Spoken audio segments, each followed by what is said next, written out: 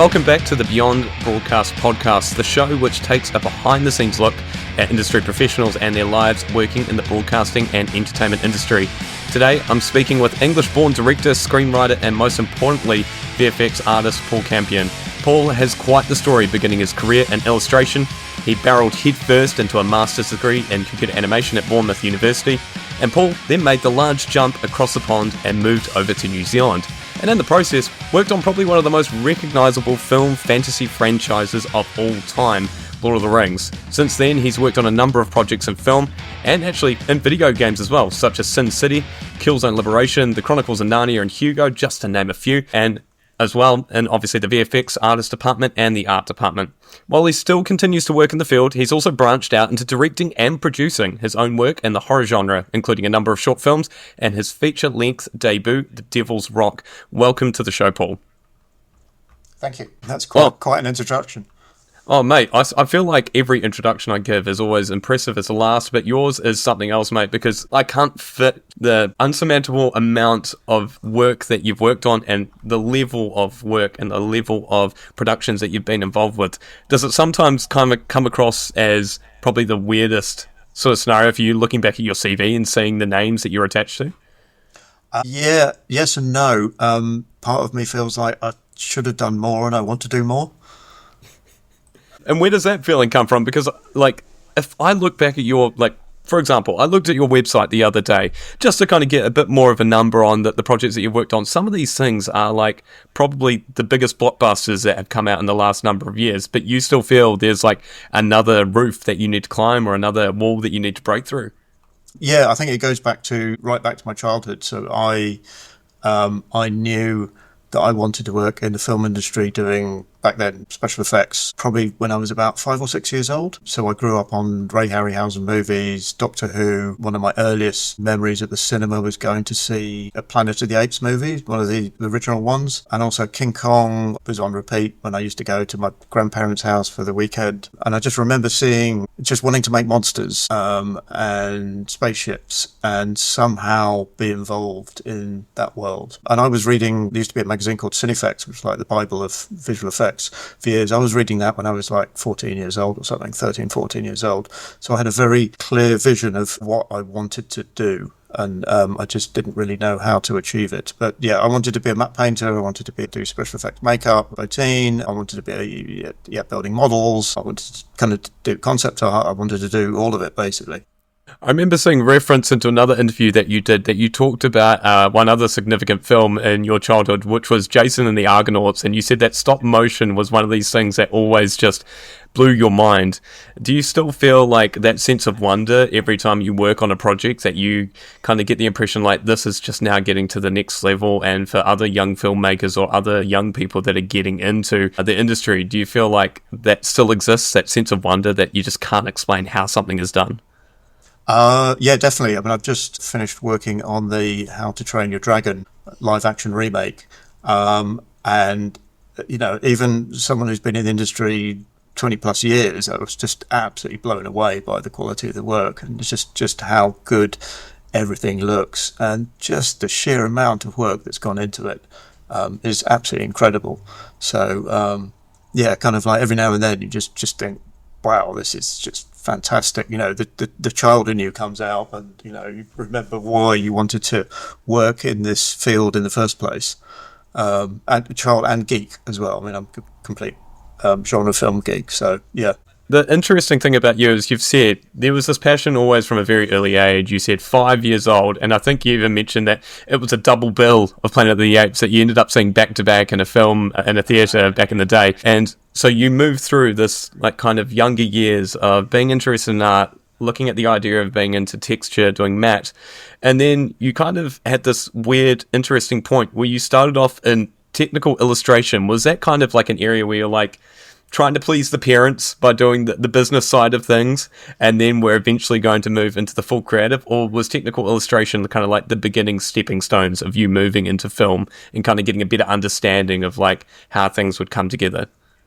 No, I mean, actually, when I was 16, I tried to leave school and get an apprenticeship with I think it was an architectural model making firm in London, because I loved building models. I was building models of Star Wars spaceships and creatures and all kinds of things.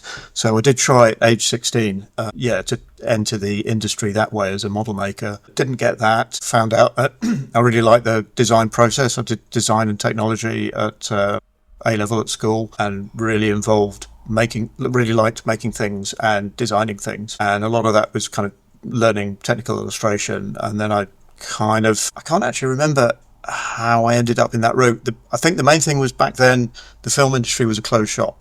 So there were no adverts for working on films. There were no magazines. There was no websites. There was the internet didn't exist back then. So if you didn't know someone who was working in the film industry, you couldn't get in, basically. So I had no idea at that point how to get in. I knew I liked doing illustration. I was good at doing the kind of technical illustration. So I went to Bournemouth and Paul College of Art and Design and did 4 years of technical illustration, which was actually an amazing course, because we were, again, this is pre-computers, so we were taught to draw in perfect perspective, just using your eyes, just using ellipse guides and rulers and that kind of thing.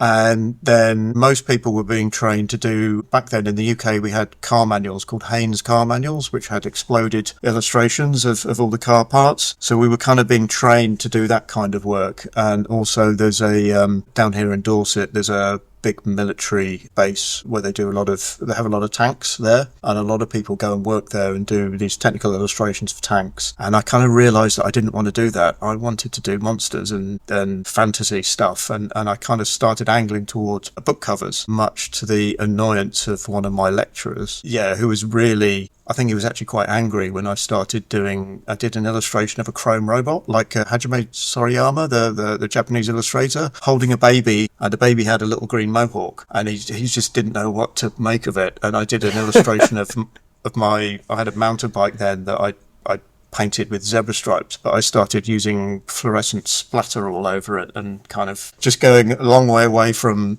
these very, very technical, very kind of cold illustration style to something kind of a bit out there. But I kind of knew that that's where I wanted to go. And at that point, I think I had an inkling about trying to get into the film industry as an illustrator somehow.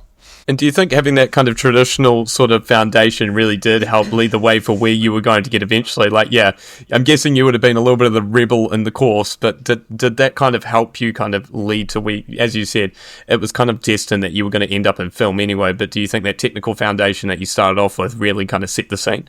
Yeah, I mean, it's a fantastic foundation as an artist. I've got a couple of friends who did the same course as well, and we all agree that just being able to draw and paint anything you want without a computer is almost slightly a dying art to a certain extent. I mean, there's amazing illustrators out there, and everyone's using Photoshop and 3D now, but, to actually just turn all that off and sit down and be able to draw and paint pretty much anything you want within reason with just a pencil and a paper is fantastic grounding, really. And are you seeing like a new younger generation of people that are trying to pick up that art? Because you did say it's a dying art, but are you still seeing the occasional inkling or little spatters of younger people that are getting into the industry that are still using that as a foundation? Or no, you're seeing it totally going digital, there's a complete shift to digital, and no one's really looking back on probably what is considered analog now? Yeah, I think so. I mean, there's like incredible concept artists out there now. You just go and look on ArtStation and just jaw drops, and then you find out they're like 22 years old or something. Again, not knowing what all their background is, but I think a lot of that, just being able to paint by hand, is becoming a lost art. But if you're a commercial artist, now everything you're producing has got to be digital, so it almost doesn't matter. If you've got the skill set to produce the finished illustration the way the client wants, then that's all that matters, really.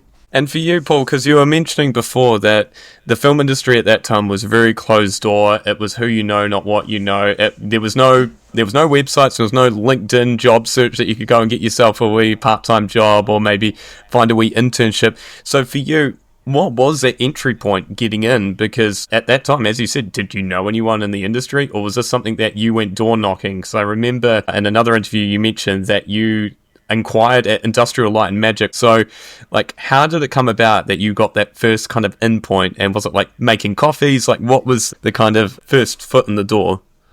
I think that was in Industrial Light and Magic when they were in California, or if they'd moved to San Francisco. So that was, again, probably that was pre-CGI. They're still doing everything with blue screen and optical compositing, and maybe just an inkling of Photoshop and digital effects. I think I might have wrote to them when I was still at school, when I was like 18 years old or something. I was just desperate to get into the industry, and they did write back. I don't know where the letter is now, saying thank you very much for your interest. And I'd probably track them down because I used to read magazines like obviously Cinefex, and there was Starburst as well. And I think I would have actually got their details. I would have somehow done the research and gone through directory inquiries on the telephone when you actually had to phone someone up, and found their physical address, and I wrote to them. But I didn't get in with them then. I did have one little blast at the film industry where I bumped into a director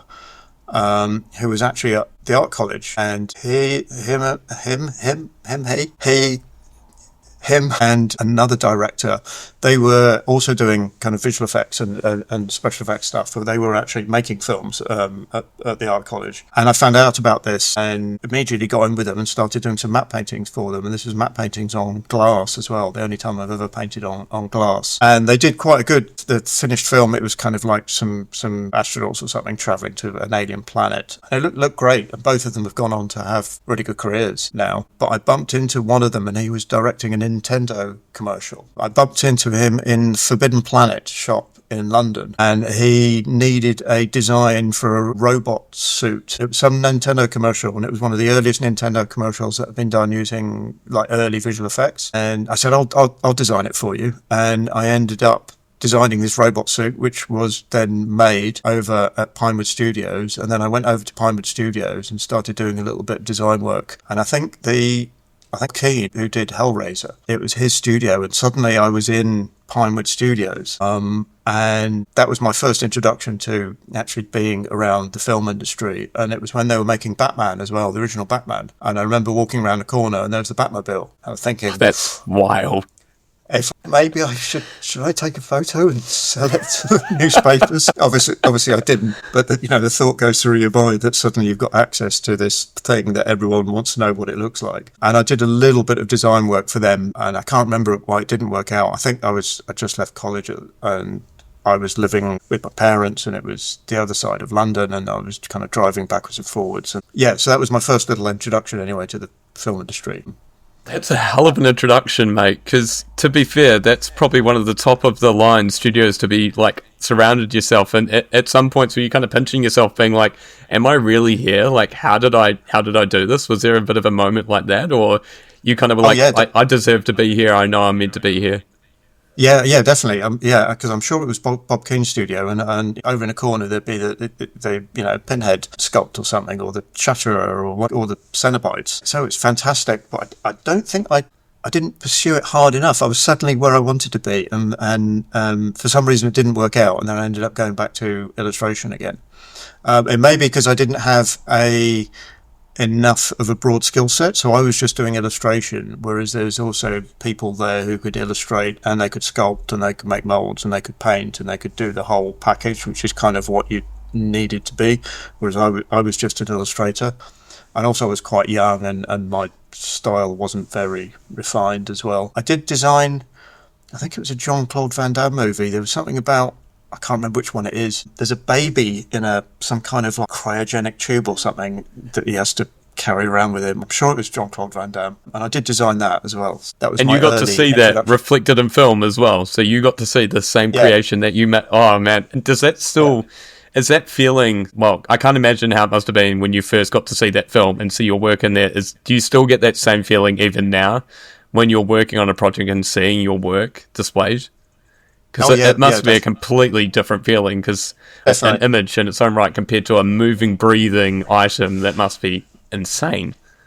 I think it's when you're seeing something that millions of people are also going to be watching as well, and just go, I did that, just that little bit. If it was a tiny bit, I still did it. So I just got to let the cat. No, you have to let the cat out, mate. Oh my God, you can even hear him. Hang on, I'll let him through another door. Otherwise he'll sit there and meow at me. You had that opportunity at Pinewood. Things didn't work out the way they did. So what was the next step for you, Paul? What happened from there? How did you then proceed to working on these other projects? Because as he said, it was a small industry in England and particularly in London. What was then your next proceeding step? What did you do? Did you kind of take stock and you're like, I need to retrain, I need to do some further work? Or were you like, where's the next option? What's the next thing that I move on to? I think I just continued as an illustrator. And my goal was to I just wanted to do fantasy and science fiction, and lots of horror artwork. And I kind of went for it, trying to get book covers. I did lots of book covers, computer game covers, computer game magazine covers, a bit of advertising work. I ended up getting an agent in London. So at this point, I was still a airbrush artist. So this is kind of pre-computers, so it's still just painting with a paintbrush and an airbrush, which I really miss these days. I miss the discipline of painting with paint, where you have to get it right first time. You can't make any mistakes. There's no Control Z. You can't save a new version. That's the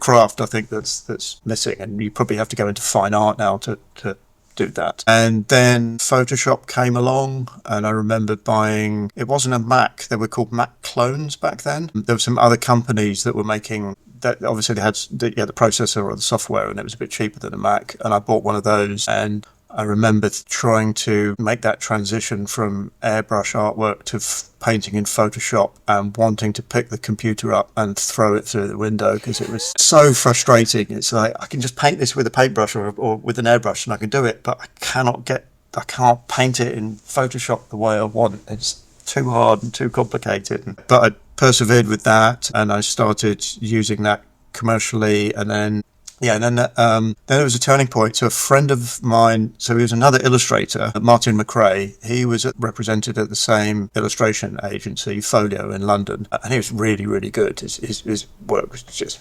beautiful. And I went up to see Folio, and they said, "Oh, come upstairs and see what Martin's doing." And they'd bought Martin a Silicon Graphics Octane, which was like one of the 3D computers that we were using for 3D. And he was doing, I remember it was an illustration of a lemonade bottle that was kind of warped but he'd done it in 3D against a brick wall or something, and it was a commercial job. And I remember looking and thinking, oh, that's quite good, but it's like, no, that's never going to replace 3D. That's not going to replace Photoshop.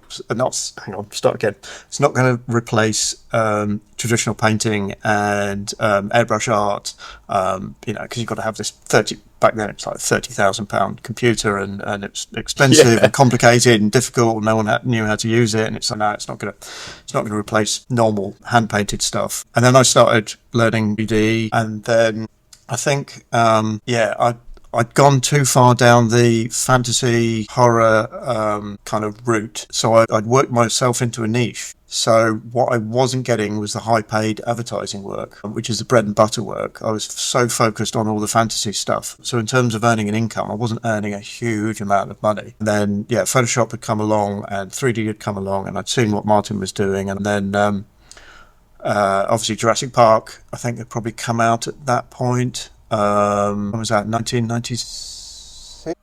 Yeah, I believe so. Yeah. And maybe, I can't remember when Starship Troopers came out as well. And what had happened was, in Cinefax magazine, which I'd been subscribing to by that point for years, they started having adverts for jobs. And it's like, oh, there's a company, they're actually advertising for artists, even if it's in California. It might be an Industrial Light and Magic or Tippett Studio or Digital Domain. It's like, oh my God, there's suddenly a contact and a person and a job and a way to get into the industry. So I decided, you know what, all I want to do is work in the film industry. I'm going to retrain. Now is the point. It's kind of like now or never. I've been an illustrator for 10 years, and it turned out that there was a 3D animation course in Bournemouth, at Bournemouth University, which is next to the art college. So I enrolled in that, got on it, with the intention of being an animator. So I thought, right, done with illustration. I can design creatures, but I actually want to go back to the kind of Ray Harryhausen and Willis O'Brien roots and animate creatures. And I got on that course, and then I realised that I think there was about 60 of us on the course, split into various disciplines. Some were doing 2D compositing, some were doing kind of games, programming, and the rest were kind of doing animation. And I realised everyone doing animation wanted to be an animator. That was quite a lot of competition, of course, at the end of the course. And quite a few of them had just done a 3-year degree course. So they'd had 3 years of learning animation, and now they had a year on the master's degree to kind of hone those skills. Whereas I was coming in, I'd never actually done any animation, apart from one stop motion animation that I shot on 8mm film when I was about 10 years old. Realised I'm not going to be able to compete with these guys when I come out of here. And it's like, I'm 30 years old at this point. I've been working for 10 years. I don't want to go in as a junior. I don't want to go in as a runner, making teams for the next 2 years. I want to go in at a mid-level. But what I'd found with the work that I've been doing in 3D and Photoshop, I knew how to model. I was quite good at modelling and lighting and texture painting, because the illustration led naturally into texture painting, and no one on the course wanted to do texture painting. Everyone hated it. It was it's another thing you've got to learn, and so I was the only one that concentrated on texture painting, and I started learning I got the course to get me some very early 3D paint software. I can't remember what it's called, and started learning that. And also because I had a lot of knowledge about visual effects at this point, and I realised, okay, I need to have a clear goal here, and I wanted to do matte painting and environments, and then I started learning to texture paint creatures as well. And that was a kind of like a turning point. And like a light bulb moment, because at that point you could have done one of two things: just commit and double commit to animation with the possibility of you competing with 60 other people, as you said, who are doing the same thing, but you already had that established goal, and you were like, no, you know what? I already know how to do this. I already know I'm good at it. I can double down on it and know that I can really carve out a wee, nice part of the industry for myself. And I guess that's where that's led to you having such a successful career, because of the fact that you've managed to double down on it. Was there any point where you were like, does this industry exist? Does this part exist? Because was it well known to have an exclusive matte painter at that point? Or was it really a massive career that a lot of people were following?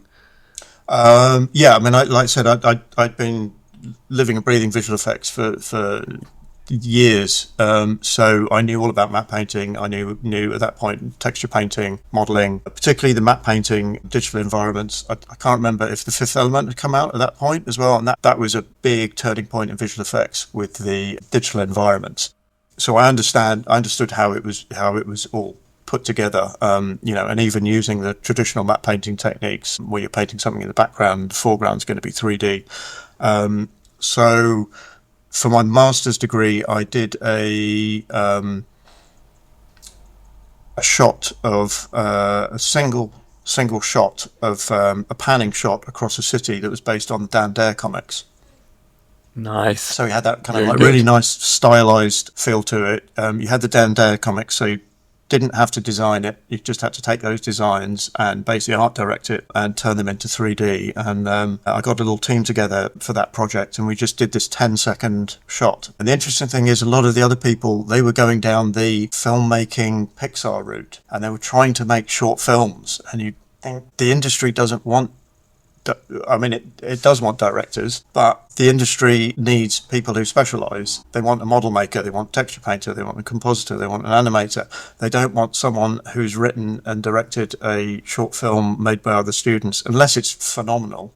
And a lot of people put a lot of energy into those short films, but they weren't directors and they weren't writers. And I realised, no, I need to do shots. That's what the industry works on. That's how I'm going to get a job. I need to work on shots. So we did that one Dan Dare shot as part of my master's degree project. And then I only did, I think, one other project, which was, someone else proposed this, which was a live action shot of a man pulling his face off, and inside his head is the Terminator 2 robot.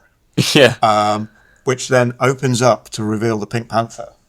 I love the creativity. That must have been wild for you guys being able to like imagine these sorts of things and being like, we could totally put this together. Yeah, and it was like, I've got to work on that as well, because conceptually it was fantastic, and it was one shot. I know how to do this. I know how we can pull it off. I worked out how to do the face pulling using a mask. So we got a mask, and if you do this, oh, you can't see it. Well, what I'm doing with my arm is I'm grabbing the bottom of my chin and pulling my hand up as if I'm pulling my face off. That then creates a natural wipe. If you've got a mask underneath your hand, you'll then see the mask. And then behind that, you can then put the CG robot head in. So like rotoscoping or compositing almost, like, putting something over top. Oh, that's incredible. Yeah. And that's the sort of things that I'm guessing, as you said, if you're specializing, this is what people want to hear. They want to think about the creativity of the method and things like that. And I remember you mentioning as well in an interview you did talking about Devil's Rock, which we'll get to soon. You mentioned the fact that people seem to sometimes forget that when you're working in this industry, you are a cog in a bigger project. And is that kind of the thought that you said before when you're like, people were trying to be directors all the time. People were trying to create their own ideas, but they weren't thinking about what the industry is looking for, which is you being like the most valuable part of this much larger picture. And is that kind of something that you've always tried to maintain throughout your career, being like, I know where my place is in the industry, but I know I'm going to do a damn good job of it? Is that kind of like a part of the kind of industry as well, do you feel? Yeah, definitely. I've kind of tried to diversify, but I kind of always end up coming back to what I'm good at. I think there's other things that I'm good at, but they're very highly competitive, and it's quite difficult to make that transition, especially for me, because I've been freelance for a long time. So I'm kind of hopping from job to job, whereas if you're in a big company, then there's more opportunity to move sideways into something. Some other jobs that I would really like to do, but I'm also aware that it's quite difficult to transition sideways, and that sometimes it's easier just to stay in my little lane and do what I do. But yeah, so going back to the master's degree, so we did that. So I modelled the Terminator head because I wanted to learn modelling, and it was even built in a way that when it moved, all the pistons moved, and everything was kind of automatic, and it was quite a sophisticated shot. And we did a bit of research as well about people pulling their faces off, and it worked really, really well. And in fact, the guy who composited that, Matt Holland, we've been friends for years now, and he lives in Wellington, and he also did the compositing on the down there shot. And another friend, Hilary Yeo, he helped do modelling and texturing on the down there shot, and he ended up coming to Weta. Well, they both went to Weta, so we all kind of like followed the same route.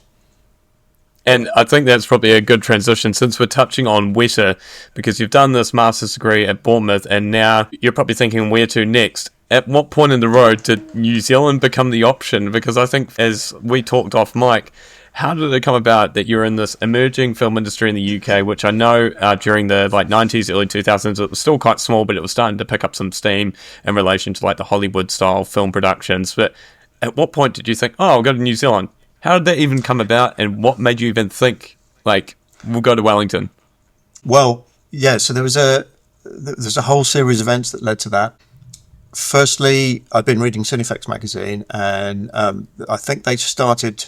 I don't know if they started advertising for visual effects artists, or I'd heard on Lord of the Rings, or I'd read that they were making Lord of the Rings. And by this time we had the internet as well.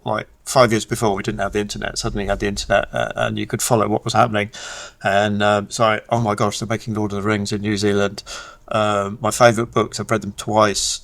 I told everyone on the course, I'm going to go and work on that. Had no idea how I was going to pull it off. It's possibly it could be as big as Star Wars. I'm going to go and work on that. I have no idea how. And I think at the same time, I saw an advert in Cinefex, possibly for Starship Troopers as well. It's like they're advertising for texture painters. It's like, should I go for that? It's like, I haven't got any industry experience.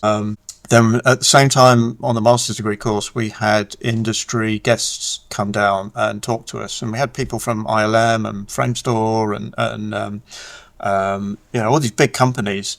And one of the people who came to talk to us was a guy called Mike Milne, who's actually he sadly passed away last year. But he was, I think, one of the founding kind of members of Framestore. He helped set that company up, and he was the person that was responsible for a TV series called Walking with Dinosaurs. Oof, good one. Very good one. I remember that growing up. What a fantastic series.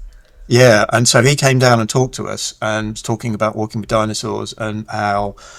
so what people don't know, in Jurassic Park, there's only 6 minutes of CGI dinosaurs.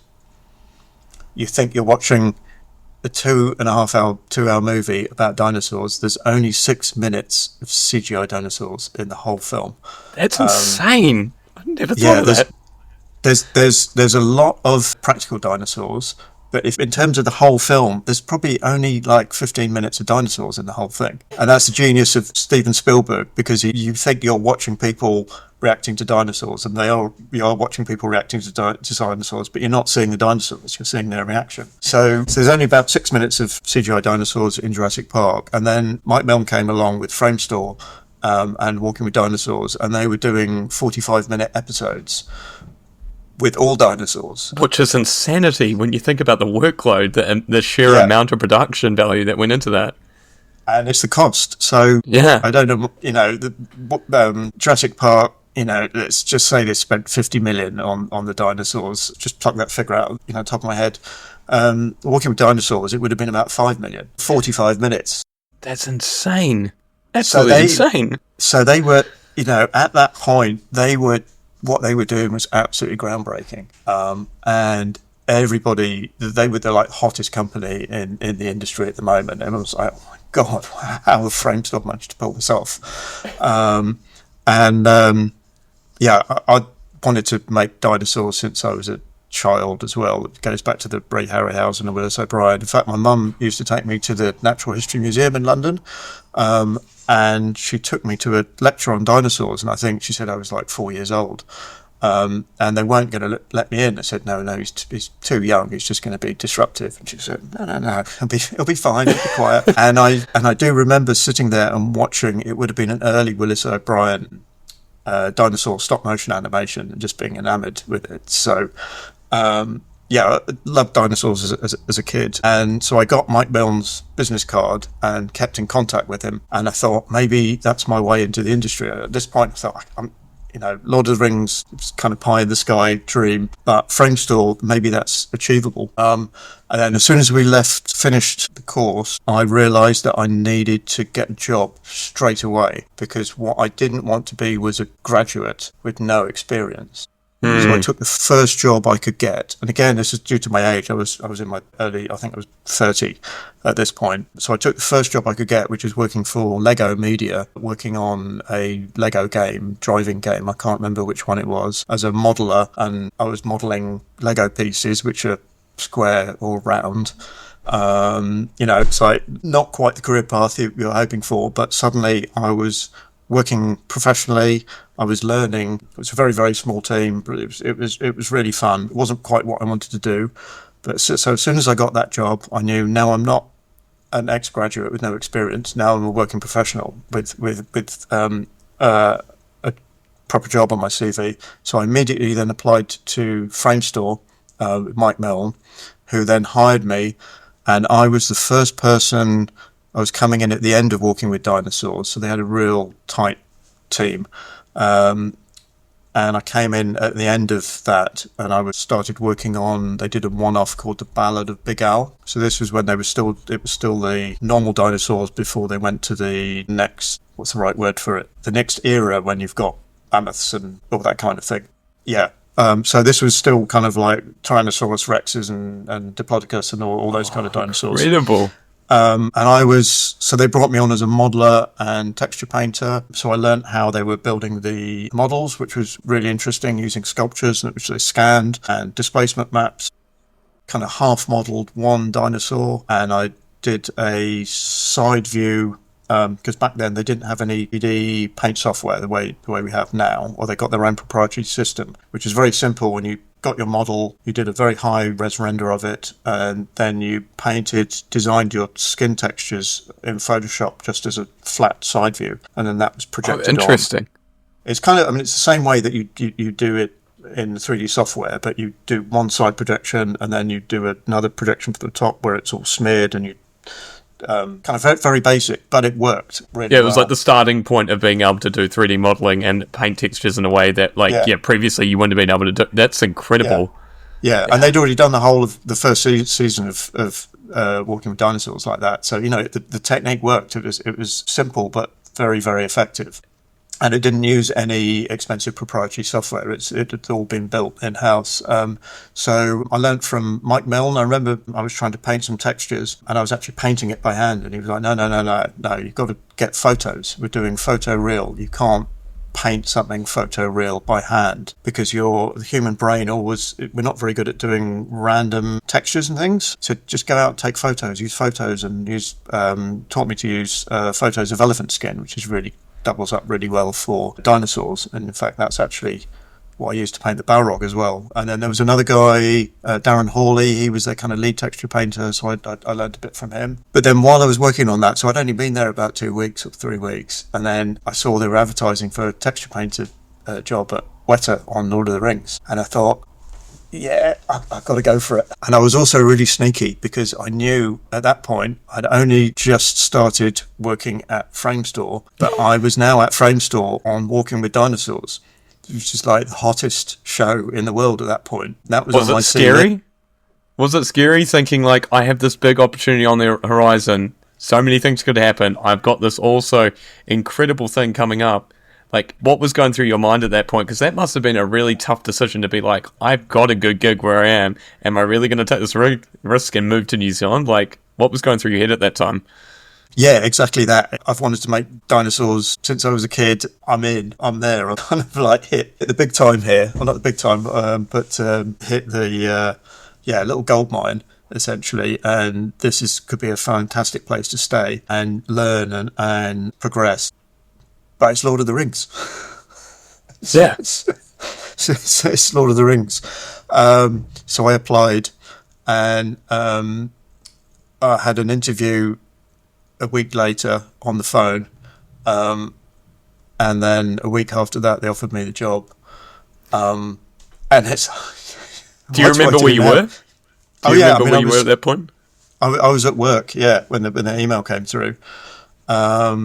And it was like you said, it's like, do I stay here with this incredible opportunity at Framestore and Walking with Dinosaurs, or do I jump ship and go and work on Lord of the Rings? And it's like, I've got to go to Lord of the Rings. Also, I'm a big water sports guy. I love, back then it was windsurfing and surfing, and New Zealand was beckoning in terms of water sports and wanting to move somewhere a little bit warmer. So a match made in heaven then. It was almost like it was meant to be. It was always meant to be. Yeah, and then it turns out the guy that I was sitting next to, Carlos Rosas, at Framestore, he was one of the lead animators. And I told him, because we were both like following all the production, and, every time a picture would pop up, looking at it. And I said, I've just been offered a job. And he's like, so have I. And I'm going in to tell Mike Milne, that I'm quitting, like, tomorrow. And I'm like, oh, this isn't going to go down very well. So you're like, who's going to race to the office first? Who's going to get him first? And Mike sat, his office was right behind us as well. So I went in and handed his notice in and came out. It's like, I wasn't very happy. And I'm like, shit, I'm going to tell him now that I'm quitting. But I've only been here like 5 weeks or something, and I'm the first person he's hired for about 1.5 years or something.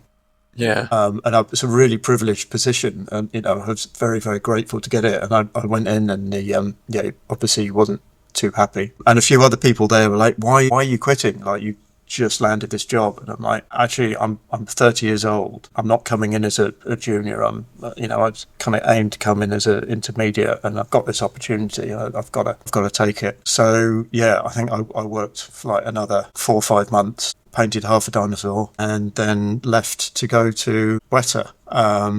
And I kept in contact with Mike Milne, and actually years later he came down to New Zealand, and I showed him around Weta Digital, and I also showed him around Weta Workshop as well, which is where all the really cool stuff is, costumes, props and everything. And he did say if he'd had the opportunity, he would have loved to have worked on it as well. So he did forgive me. There was a sense of completion by giving him the wee tour and being like, mate, like, I would have stayed, but who would have said no to that? Yeah. Yeah. Exactly. Oh, that's so beautiful. And I kind of like the fact that you did get to kind of have that closure before he passed away, because, yeah, it sounds like he was very influential on the whole industry, and being able to kind of have that moment must have been lovely. And Yeah. in terms of moving from UK to New Zealand, it's a big leap. What was it like for you moving into Weta and working on Lord of the Rings? How was the kind of the environment? Because I'm guessing Weta was still kind of in its infancy at that point. What was it kind of like? Was it very hard driven? Were the team there quite like chill? Kind of what was the scenario when you're working with this team? Because it is quite a big production, but New Zealand's film industry was very tiny at that point. Yeah. Well, Weta was very tiny at that point. I think by the end of the first film, there was only 250 of us working on the visual effects. And back then it was kind of crazy. It was by the seat of your pants, making stuff up as we were going along. So what they did, they didn't hire the best people in the world because they couldn't really afford them. And at that point, industry was so small, like that, you know, if you were like flame operator or something, you were making a huge amount of money. So they stepped down to the upcoming artists, and they hired people that were passionate about Lord of the Rings. So everyone was there because it was Lord of the Rings, and everyone wanted to do an amazing job. And when I got there, I was really lucky. I ended up in a room with two lovely people, Mel James and Paul McInnes. So she was another texture painter, so she kind of like helped me learn the pipeline. And then Paul McInnes, who was a shader writer as well. So I had a lot of help from them. But the one thing you could do was go onto the system. And now it would be like something like ShotGrid or F-Track, and just look at all the work that had been done, and everything was available. So I just spent the first few weeks with my jaw kind of on my desk, like, oh, there's Gimli's armor, or there's Gimli's axe, or there's Legolas's bow, and there'd be the real version, and then there'd be the CG version on a turntable, and you're looking at it going, holy crap, it's incredible. Partially the design, because the design that's come out from Weta Workshop and Richard Taylor was obviously just, you know, absolutely incredible, the work that they did in defining all those different races and the detail that went into it. But then you're looking at the CG stuff and just going, I can't tell which one's real and which one's CG. It was absolutely incredible. And at the same time, they had dailies in the evening at like 6 p.m. or something after we finished work. Not dailies, rushes. So you were seeing the actual live action rushes coming through. So I went and watched those every day for like 6 months, and just saw as they were kind of finishing the tail end of the filming, which was absolutely incredible. And you just like, you know, when you saw it for the first time and you were a fan, and like, they got it right. Yeah, they've done it. They've done a good service. They've done a solid. You know it's going to be something good. And did you know from that immediate standpoint when you were watching the rushes, you're like, this is going to be a behemoth project? Because I think you've mentioned as well in a previous chat that you were always interested in contributing to like the more iconic characters like the Balrog and Shelob, and you actually had a Balrog yourself, which was from a Dungeons and Dragons game, if I'm not mistaken. You used to have a Balrog on your desk, is that correct? Was it kind of like, this is kind of like every boy's dream, you're getting to work on like the ultimate fantasy sort of book that has ever come out, and now you're getting to create all these wonderful characters? Like, how did you put it into words when you're telling friends or family at home, like, I finally got into my dream space? Well, yeah, kind of like that. Yeah, so I'd read Lord of the Rings twice by that point. I was into Dungeons and Dragons when I was younger. I used to collect all the lead figures and love painting them. And one of my favourites, the creatures from the books, and that whole sequence was the Balrog. And I had a little Games Workshop lead figure that I'd painted. And I brought that with me, and I put it on my desk. And then when I got there, I said, I'd like to paint the Balrog, please. They went, okay. And then suddenly I opened up Maya. Was it Maya, or was it, what was the other one? I think it was Maya. Yeah, no, it was Maya at that point. There was another, I can't remember the other 3D software. But anyway, I opened up Maya, and there's the Balrog model. And like, okay, I just got the biggest creature possibly in the whole movies. And I don't actually know what I'm doing, because I kind of blagged my way here. I only painted half a dinosaur at Framestore. I didn't actually finish a whole dinosaur or even see it moving and know that the textures are working properly. And I've got the Balrog now. So I need to kind of figure out how I'm going to do this without anyone knowing that I don't actually know what I'm doing. But luckily, I'd learned just enough from Darren Hawley and Mike Milne and Framestore, and I just applied the same technique. So I did a side render of it, and I did a high-res render, and I took that into Photoshop, and then I started painting a side view. And I went back to what Mike Milne taught me. It's like, don't paint it by hand at all. I did do a little bit of hand painting, which I'll get to. And I used elephant skin textures. And that is pretty much what forms the basis of the whole Balrog skin. And then at that point we had paint software called Studio Paint, so you could rotate the model and paint a bit, rotate the model and paint a bit more. And I worked late as well because the manuals weren't online, or we had physical manuals, loads and loads of books that I was like reading through, going how does Studio Paint work, and staying late and just trying to learn as much as I could, and do the best job I could. And Weta Workshop, they built maquettes as well, so I asked for one of them, and I had it was kind of like easily 6 foot 2 meters long maquette hanging up on the wall and in front of my opposite my desk, so I could study that, because the design was just absolutely incredible. So it was trying to take what they'd done and then translate that into the CG version. And I had a really good shader writer that I worked with, Rob Schreider. So he was doing putting the shaders together and where the kind of cracks open up and the fire comes out, and we worked on that for 6 months, I think. Yeah, because that was actually going to be my next question, because we're talking about creating this creature, but in terms of timescale, 6 months. And by that point as well, because you're an artist, did you ever feel like it was completed? Like now, when you look back at the film, is there still points where you're like, oh, I really would have loved to have done this? Or was it a case of like, sometimes when you're working on a project of that size, you have to be kind of like happy with what you've got at a certain point? No, we kept on working on it until everyone was happy with it. Yeah. So, I mean, for the displacement maps, I actually, on his skin, did paint those by hand. Yeah, you were mentioning this. So why did you decide to paint that with hand? I think because I probably started off with the color maps for the skin. But there were so many different varieties of skin on his arms and his back, and his stomach was slightly different. Stomach was supposed to be a little bit softer, and then his legs, and then his feet were kind of almost like eagle talons to a certain extent. So there was so much variety, and I needed to control the height of the displacement as well. So I just painted it by hand, and then we'd do a render and test it, and I'd go in and like, that bit needs to be sticking out a bit more, and that bit needs to be going in a bit more there. Painted all of the displacement maps by hand. And I think by the end of it, there was something like 15 layers of textures on that, all controlling different things. And I knew we had that one shot where there's a close-up shot where it roars into the camera, his mouth is wide opening open. of the mouth. Yeah. So I probably would have spent about a week just painting the inside of the mouth, because I knew we were going to be seeing inside his mouth, and that's got to look good. And I remember there's another shot where the foot comes down really close to camera as well, and we had to, it's like there's not enough detail, we had to go back and put more detail into the foot, and we just kept on until it was as perfect as we thought it could be, and everyone else was happy with it, and Peter Jackson was happy with it. So yeah, I don't think at any point you've got to stop working on this, or there isn't enough time. It was like, make it good, don't cut it up. It was so groundbreaking as a film, and the amount of detail, as you said, and the way that you're describing the mouth itself was something that you painstakingly worked on. So I can completely understand like your viewpoint, and also from the standpoint as well that you guys were a very small production by traditional standards now, so that you guys were always going to be going the extra mile.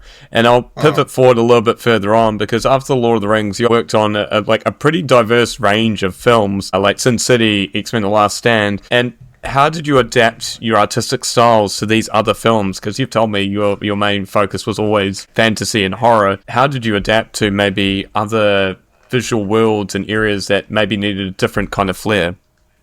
Well, I think you're a working professional, and you have to do what's asked of you. That someone else is designed it, it's done the art direction, concept art, cinematography, all the design. Your job is to help turn all those visuals into the finished product on film. Yeah, it's kind of like it's part of the job. You go into any kind of job knowing that you're providing a service and you're there to kind of solve problems, basically. How do you create the Balrog? How do you create Los Angeles in Constantine that's been turned into hell? That's what you're there to do. Whatever needs to be done, and whoever is supervising you wants it done.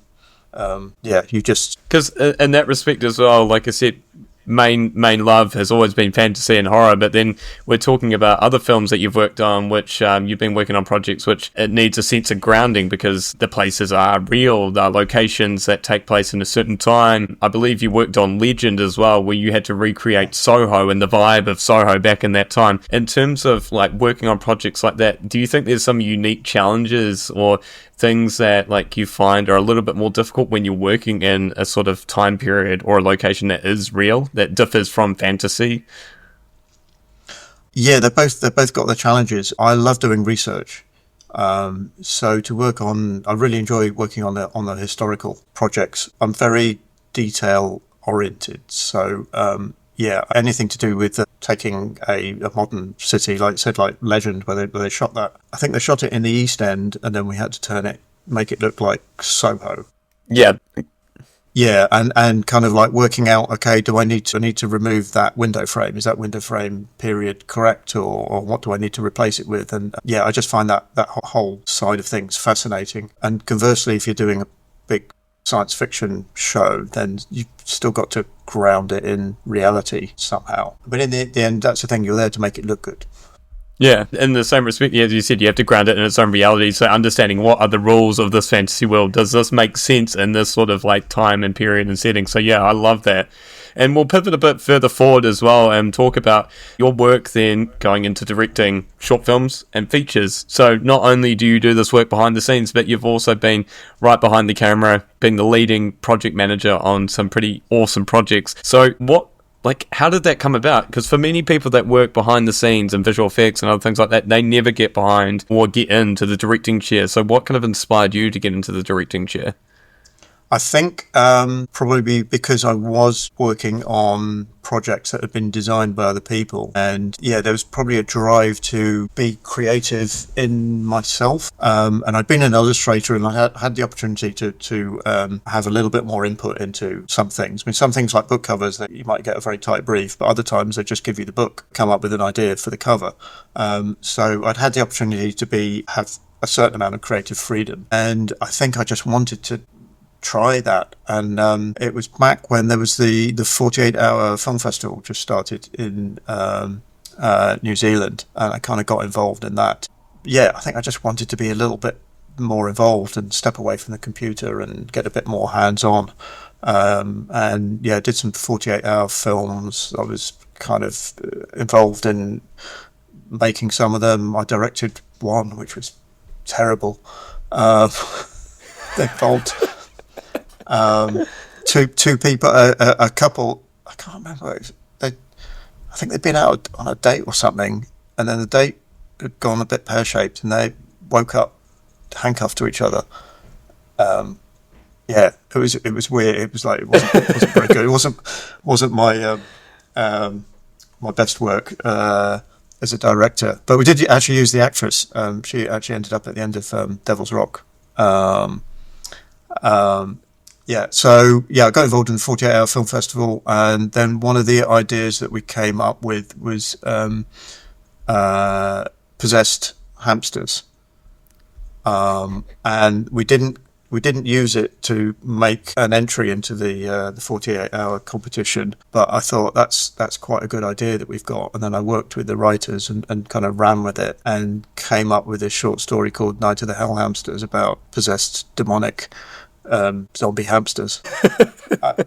And then ended up back in the UK and met a producer, Elizabeth Pinto, and we kind of ended up putting it together, and it was quite a good little fun, gory, short horror film involving hamster puppets and all kinds. It was very much in the spirit of kind of early Peter Jackson. Love it. And do you, because I think this is the thing about horror films now compared to the horror films that we're going to go into later, discussing some of the other work that you have. Do you feel like horror has sometimes taken a bit of the fun out of horror itself? Because now we have a lot of horror which is either extremely gory for the sake of being gore, like body gore, and not necessarily the fun kind of goofy side of things which horror can sometimes have as well. Do you feel like that's kind of a missing part, the fun that has come out of horror? Oh yeah, absolutely. I miss. And I kind of grew up with horror films in the 80s and yeah, I miss it when it was all a bit over the top and silly and ridiculous. And it said it's just, yeah, some of them just a bit grim sometimes, a bit too grim and a bit too nasty. And I know there's, there's an audience for everything. And there's some films I think that's really grim and nasty, and then they make huge amounts of money, and it's like, am I completely off track here? I don't know, maybe it was a generational thing of its time, but yeah, I do kind of miss the kind of slightly more silly, more fun stuff, particularly almost campy, like Nightmare on Elm Street, sort of like so over the top that it's yeah, you can't help but almost laugh but love it at the same time. There still is the horror, the scare element, but it's so over the top that you can't help but find it a little bit funny. Yeah, and Dusk Till Dawn. Yes, and even Black Sheep. It's just got a sense of fun. I do feel, I prefer horror films where if it's, in terms of like the level of gore and violence, if it's monsters and creatures and something fantastic, you can go completely over the top and ridiculous, and it doesn't matter so much. But when it's just people being really brutal to other people in a very kind of serious, non-fantasy way, then kind of not so keen on those kind of movies these days. And moving into talking about movies, we can't not talk about The Devil's Rock, which was your debut feature. And you've worked on these big budget films yourself, working behind the scenes. How was it to be at the helm of your own film?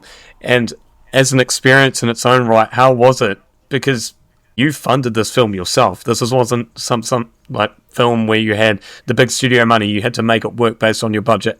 How did you find the experience working on The Devil's Rock? It was exhilarating, terrifying, and exhausting all at the same time, and a huge learning experience. So I put that together. I've been trying to get various feature films off the ground, got fed up, not being able to raise any funding, and thought, okay, how can I make a film with 3 people in a room, and can I remortgage my house? Because by that time I bought a house in New Zealand. Can I remortgage my house and take a risk? And can we just make it for like 150,000 New Zealand dollars? And then met up with a producer, Leanne Saunders, and she said, let's take it to the New Zealand Film Commission. And somehow they put in, I think they put in another $400,000. So $550,000, which is, that's about the catering budget for Avatar. And suddenly the New Zealand Film Commission said, yes, we're going to help fund this little horror film that's not really got much New Zealand content. And we think the script could be better, but here's the money anyway. Off you go. Incredible. Yeah. So in terms of the pre-production, I really enjoyed that, because that was my thing in terms of world building, and I could bring all, going back to being an illustrator, I could illustrate what the demon looked like. And I actually went to the Channel Islands off the coast of France, and that's what inspired the project, and actually visited the real German bunkers and took loads of reference, and I loved the whole world building and kind of art direction and that area. But actually shooting it was terrifying, absolutely terrifying. My first day on set, so we were in the set, all the crew were standing around. One of the first actor is up to do his scene, and Rob Marsh, who was the director of photography, no, not Rob Marsh, it was the first AD, he was like, right, well, how do you want to shoot this? And I'm looking around, all these people, I'm in the set, and we've built the set, and I'm thinking, you've pulled this together, you've got all these people are here who hopefully believe in you. Everyone was working on very, very low wage as well. Everyone was like on a flat rate. From the DOP was on the same rate as the runners. So everyone was like, they're not there for the money, they're there to support the project. And I had this moment of, you wanted this, you've got it, but I don't know what to do. Like an oh shit moment, like you're like, I'm the one that's saying action, I'm the one that's saying cut, they're listening to me. Was that a little bit of that? Yeah, and there's 20 people standing around waiting for you to say something. And I had to, in my head, go, you wanted it, you got it, get on with it. And it's like flicking a switch, go, be the director. And it's like, okay, so he's going to walk in here and he's going to walk over there and we're going to do coverage here, one camera here, maybe a close-up here, and then he's going to walk over there. And everyone went, yep, great, and got on with it. Because that's what they wanted. They want the director to direct. They don't want the director to stand there and just go, I don't know what I'm doing. And I also, it goes back to when I made a short film, Eel Girl, which is quite technically complicated. And it was made at Weta Workshop. We had Richard Bluck, who had just come off, what did he come off? King Kong, The Lord of the Rings? Possibly King Kong. Second unit director of Lord of the Rings, King Kong, Avatar. So, got a bit of kudos. He brought his crew along to make Eel Girl, and they were like, what are we doing making this tiny little weird short film? But Richard Taylor, who ran Weta Workshop, had supported us. And after we'd shot that, he came up to me and said, I thought you did a really good job, because I've been on films where after the third day, the director is sitting in a corner and the first assistant director and the director of photography are directing the film because the director's lost control. And he said, no, you didn't lose control at any point during that film. And that went through my head on that first day, getting that first shot. It's like, I have to stay in control. Even if it's a semblance of being in control on the outside, as long as people think you know what you're doing and you are making clear decisions, then it will move forward really well. Yeah, definitely. And in terms of when you finally finished the film, because it must have been, I think from memory, it was a 5-week production, is that correct? You had 5 short weeks? No, it was even shorter than that. We shot it in 15 days. You had 15 days to get that all together, pull it all together as a director, lead this team, a bit of post as well. How was it after that whole process? How long was the process of you putting together this independent film? So I came up with the idea in February. I came up with the idea of the demon and the book, and the German bunker and the soldier coming in and the demon looking like his ex-wife and all that kind of stuff. Then got together with Paul Finch, who was the co-writer, and we've been trying to come up with scripts. And we kind of he wrote the first draft of the script, and then we continued fleshing it out. I think we went into production in August, and then obviously, it was a 15-day shoot, and then, post-production, I think we wrapped that around about January, maybe. So within a year. I mean, the fact that it was like 6 months between me coming up with the idea and then us actually being on set shooting was pretty crazy. Never going to happen again. And upon release, because I think this must be always the most terrifying thing, is releasing the film as well. Did you feel quite vulnerable in a sense? Because you've put this project that you've worked together with a very cool team of people who have all agreed to be a part of this project. How was it on release day when you first had that premiere? Like, how was it for you?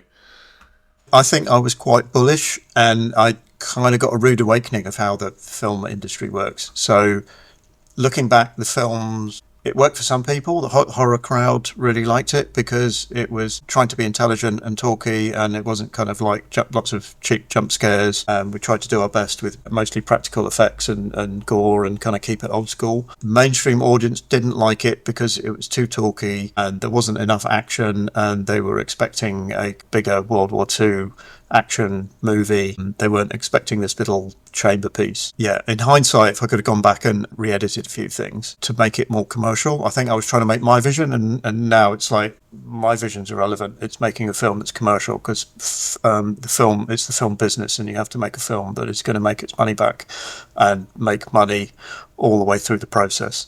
So that was quite an eye-opener, and I kind of thought, that's it, I've made a feature film.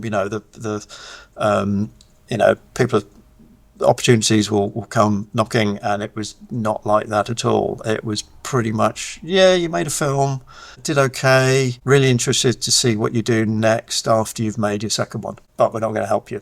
And I think one thing I wanted to touch on as well is it actually had quite a lot of success on YouTube, and I remember seeing that you were quite frustrated by the fact that these same horror fans that turned out to watch it on YouTube and other streaming services, someone has downloaded and uploaded it illegally, are probably not the same people that would have been paying to see it. Was it kind of frustrating in a way that there is an audience for this, but the audience just aren't willing to put their money where their mouth is? Is that kind of a frustration of the current film industry, especially independent film, where people don't want to take the risk in spending money on something? Yeah, the piracy thing is interesting because we had people. Remember, someone contacted Leanne Saunders. I think she got online and asked why they were pirating, and they said, "Well, I didn't know about the film. I only found out about it through a pirate website, and I really like it, and now I'm going to go and buy it." So there is a flip side. We were just a victim of DVD piracy back then. So the film came out in the UK first. It was the UK company didn't do a big release. They've got their schedule. They need to bring out a horror film here and a thriller here and a kids movie here. So they bought it for a release. They released it about a month before the biggest horror film festival in the UK, Fright Fest. So we didn't play at Fright Fest. We didn't get all that horror crowd. It came out on DVD, and as soon as it came out on DVD, it was immediately pirated. And we could track. Had friends who were tracking how many copies had been pirated and how it was just spreading out. And it was almost like a virus. It was thousands and thousands of copies. And you think, well, if everyone had just paid £1, $1, we'd have made money. And then the problem was other distributors then went, well, why should we buy the rights to this? Because it's already available for free. That's so frustrating. Yeah. Yeah. And you're like, well, we can't control that. Yeah. Yeah, and then you start to get an understanding of how difficult it is to actually make a film that makes money, and how you need to plan your release date and hit festivals and start to get word of mouth. Obviously, you've got to have a good film in the first place. So whether this would have made more money now that we've got more internet access and more social media and we could have built it up, I don't know. I think it probably found its audience. There's people who like it, and it was a bit of a Marmite movie. Because the thing is, there was demand for a sequel, and this is the thing I loved looking back on through comments on The Devil's Rock, that people were saying, where's number 2? When are we going to see a sequel? And I think, is that in a way, like, kind of frustrating? Because I think I saw you even said you had a concept ready for a sequel. Do you still have that back in mind, thinking, like, if I ever get the chance, I would love to do it? Oh, yeah, definitely. Yeah, I mean, the sequel's nuts. Myself and Paul Finch, the same co-writer, we thrashed it out, and it's kind of like Aliens to Alien. It involves going back to the island and bringing back Matt Sunderland as the devil. Yeah, someone goes back to the island, and they've got the book. They somehow bring back the demon, who then vomits up Matt Sunderland's head that she bit off into a pool of black demon blood, and from that, Matt Sunderland rises up out of the demon blood, and he's actually, at that point, he's the devil. And there's a priest as well. There's a priest that's gone back, but the priest is actually there to summon the devil, not fight it. And it also involves an army of Nazi zombies that rise up as well. So in the end, there's 2 battles. There's a battle going on with the devil inside the bunker, and then there's a battle going on outside with these zombies. Yeah, dead zombie Germans. Yeah, it was nuts. Very expensive to make, but there was more demons as well. There was kind of like 3. Yeah, there was a young girl demon, and then there was a kind of like an old woman as well.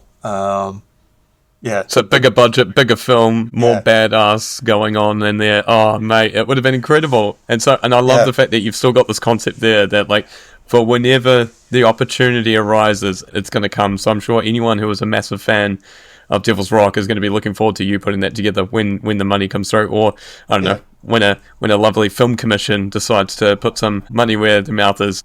Yeah. I mean, how long did it take to get Top Gun 2 made?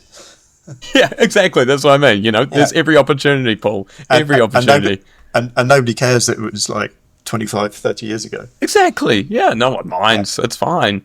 And kind of going towards the end of chat, Paul, I want to know, you've worked on everything from these huge Hollywood productions, low-budget indie films. What do you think you've learned from navigating both ends of the spectrum? What do you think has been your major takeaway from working on both ends? And that includes being behind the scenes, directing. What do you think has been the most memorable lesson, or something a mentor has taught you during this time? I think to try and keep your enthusiasm and passion for the work, because everyone wants to make good films. Nobody tries to make a bad film. Everyone wants to do good work and wants to see a good movie up on screen and wants their work to be part of something good. Yeah, trying to keep that enthusiasm and keep doing top-notch good work, kind of regardless of the project. If it's a huge $150-200 million movie, or just a small, not necessarily small, but a TV series where the scale and scope is much smaller, but still try and keep wanting to do quality work and improving your craft. And Paul, if people want to get in contact with you or find out a little bit more about your work or future projects, where could they go to get in contact with you? I've got a Facebook page of sorts. Yeah, there's an email address on my website. Yeah, there's Vimeo. Probably, Facebook or via my website, something. That would be the easiest thing. And the final question, is there any projects that you can tell us about that you've got coming up in the near future? So I've been obviously trying to get a feature film off the ground since The Devil's Rock. Gone through various projects which have fallen over for various reasons. Currently got a project called The Cage, which is based on a short story by American author called Brian Keane, who I'm good friends with. And I've tried at various times to adapt some of his novels into feature films. This one was written almost like, okay, I need to write something that's 5 people in a room again. So it's hopefully very contained. We've got a wonderful producer, Jared Connon. So he was line producer on Ty West's X and Pearl, which was shot in New Zealand. And he was previously, my brain's gone, location manager on Lord of the Rings and Mulan and huge budget movies, and he's moving into producing. And also Catherine Fitzgerald, who's the executive producer, another fantastic New Zealand producer who just did the role of Jenny Penn. Yeah, with John Lithgow. Anyway, so it's the premise is it's a pair of millennials who are disillusioned with humanity and what's happening with mankind, and decide to take a group of people in a home electronics store captive. They lock them up in a security cage in the stockroom where all the high stock is kept, and then take them out one by one and surgically connect them to a sacrificial altar of TVs, which they're going to use to connect to analog radio signals and summon an H.P. Lovecraftian evil god-like creature from another dimension, which is going to rule over humanity and reboot mankind. Incredible. I love the sound of it already. I need to know more. I think that's brilliant. And Paul, I just have to say, it has been an absolute pleasure getting to speak with you, learn about your career, learn about the history of how you got into the industry, and learn about some of the new projects you got coming up, as well as talking about some of the ones that you've done in the past. But I just have to say thank you so much for your time today, and it's been an absolute pleasure. If you like the podcast, I'd love for you to leave a 5-star review on your preferred podcast platform, and let me know your thoughts on the show. Don't forget, you can reach out to me via Instagram at BeyondBroadcastPod, or via email at beyondbroadcastpod@gmail.com. Until next time, take it easy.